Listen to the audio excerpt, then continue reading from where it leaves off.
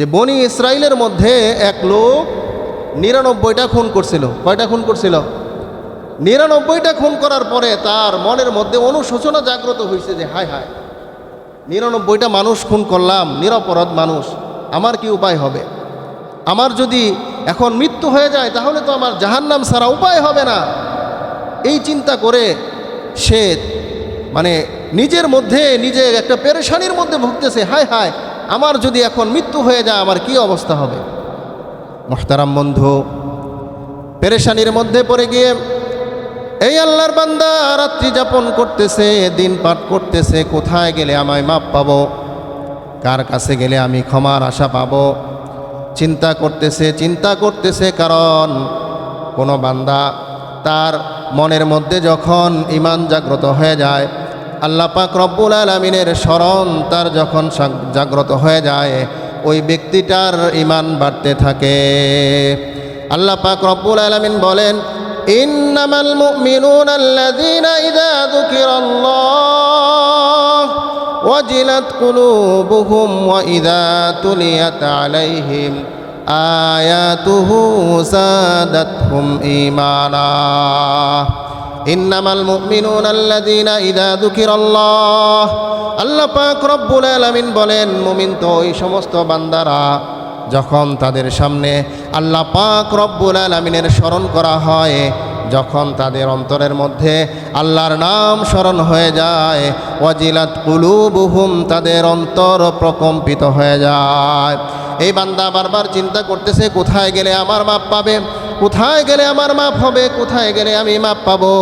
এই চিন্তা করতে করতে পরের দিন একজন পাদ্রীর কাছে চলে গেছে।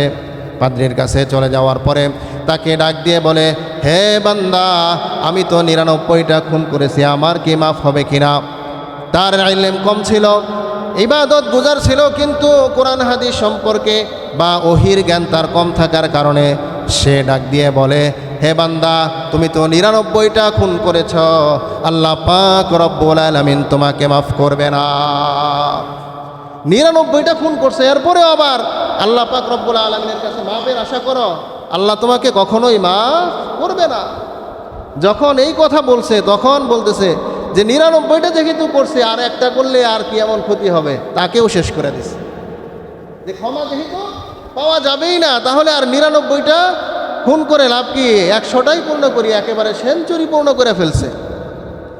কিন্তু তার মনের মধ্যে ওই যে পেরেশানি, হাইরে, এতদিন তো ৯৯টা খুন করছিলাম, আজকে একজন আল্লাহর ভালো একজন বান্দাকে মারলাম, একজন আলেমকে মেরে ফেললাম, হায় হায়, আমার তো বেশি শাস্তি হয়ে যাবে। আবার চিন্তা করতেছে, হায় হায়, কোথায় গেলে আমার মাপ পাওয়া যাবে। পরের দিন আবারও খুঁজতে খুঁজতে আরও একজন বড় আলেমের কাছে গেছে, যার কাছে ওহির ইলম ছিল। তার কাছে যখন জিজ্ঞেস করা হলো যে, হে আল্লাহর বান্দা, আমি তো ১০০টা খুন করছি, আল্লাহ কি আমাকে মাফ করবে কিনা? তখন ডাক দিয়ে বলে, হ্যাঁ, তুমি যদি তওবার মতো তওবা করতে পারো তাহলে অবশ্যই অবশ্যই আল্লাহ পাক রব্বুল আলামিন তোমাকে মাফ করে দিবে। আল্লাহ পাক রব্বুল আলামিন কোরআনে পাকের মধ্যে বলেন, কুল ইয়া ইবাদিয়াল্লাযীনা আসরাফু আলা আনফুসিহিম লা তাকনাতু মির রাহমাতিল্লাহ। আল্লাহ রব্বুল আলামিন ডাক দিয়ে বলেন, হে নবী, আপনি বলে দিন, ইয়া ইবাদিয়াল্লাযীনা আসরাফু, হে আমার ওই সমস্ত বান্দারা যারা তোমরাও বিচার করে ফেলেছো, আলা আনফুসিহিম লা তাকনাতু মির রাহমাতিল্লাহ ইন্নাল্লাহা ইয়াগফিরুয যুনুবা জামিআ। তোমরা কখনো আল্লাহ রব্বুল আলামিনের ক্ষমা থেকে কখনো নৈরাশ হয় না, কারণ আল্লাহ পাক রব্বুল আলামিন চাইলে তোমার জীবনের সমস্ত গুনাহগুলোকে মাফ করে দিতে পারে।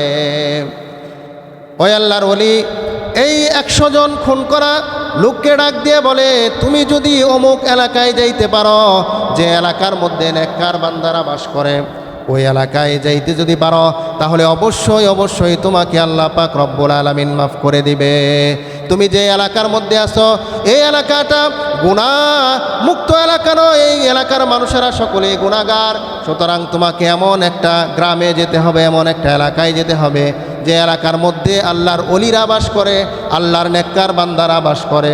এই কথা শোনার পরে ওই আল্লাহর বান্দা আর দেরি করে নাই, ওই এলাকার উদ্দেশ্যে যখন রওনা করলো। কিন্তু রওনা করলে কি হবে, কিছু দূর যাওয়ার পরে মালাকুল মউত তার সামনে এসে হাজির হয়ে গেল। মালাকুল মউত তার সামনে এসে হাজির হয়ে যাওয়ার পরে তার রূহটা কবজ করে নিয়ে গেল। রূহ কবজ করে নিয়ে যাওয়ার পরে তার সামনে দুই দল ফেরেশতা চলে আসলো। একদল হচ্ছে জাহান্নামী ফেরেশতা, আর একদল হচ্ছে জান্নাতি ফেরেশতা। জাহান্নামী ফেরেশতারা এসে বলে, এই লোকটা সারা জীবন গুনাহ করেছে, 100টা খুন করেছে, সুতরাং আমরা তাকে জাহান্নামে নিয়ে যাব।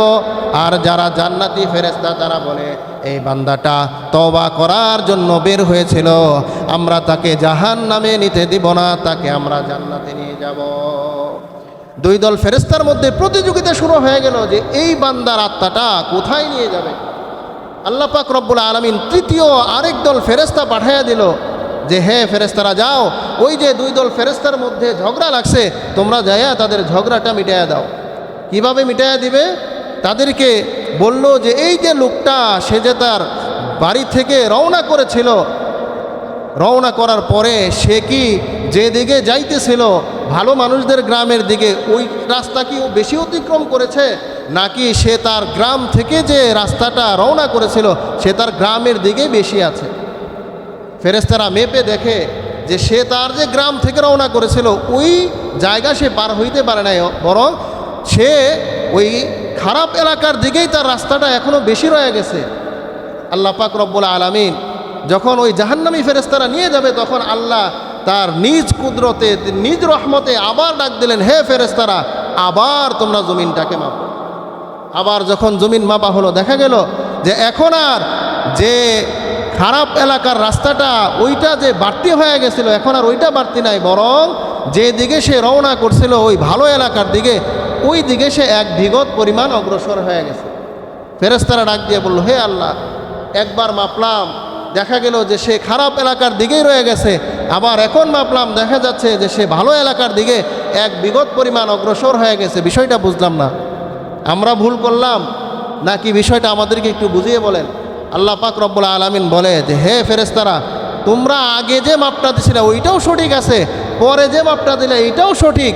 আমার বান্দা সে পাক্কা নিয়ত করে বের হয়েছিল তার এলাকা থেকে যে সে তওবা করবে, যদিও সে তওবা করার এলাকায় এখন পর্যন্ত যাইতে পারে নাই, কিন্তু তার নিয়তটা শুদ্ধ থাকার কারণে আমি আল্লাহ পাক রব্বুল আলামিন যে ভালো এলাকায় যাইতেছিল ওই ভালো এলাকার রাস্তাটা আমি তার জন্য সংকুচিত করে দিয়েছি, যার কারণে তার রাস্তাটা ছোট হয়ে গেছে। আমি আল্লাহ তার জীবনের সমস্ত গুনাহগুলোকে মাফ করে দিচ্ছি। তাহলে শুধুমাত্র তার নিয়তটা শুদ্ধ হওয়ার কারণে আল্লাহ পাক রব্বুল আলামিন 100টা খুন করার পরেও তওবা করে নাই, তওবা করার জন্য রওনা করছিল, আল্লাহ পাক রব্বুল আলামিন তাকে মাফ করে দিল। আর ওই যে শহীদ, ওই যে আলেম, ওই যে দানশীল, তাদের দান কবুল হলো না। শহীদ হওয়ার পরেও তার জাহান্নাম ঠিকানা হয়ে গেল। কেন?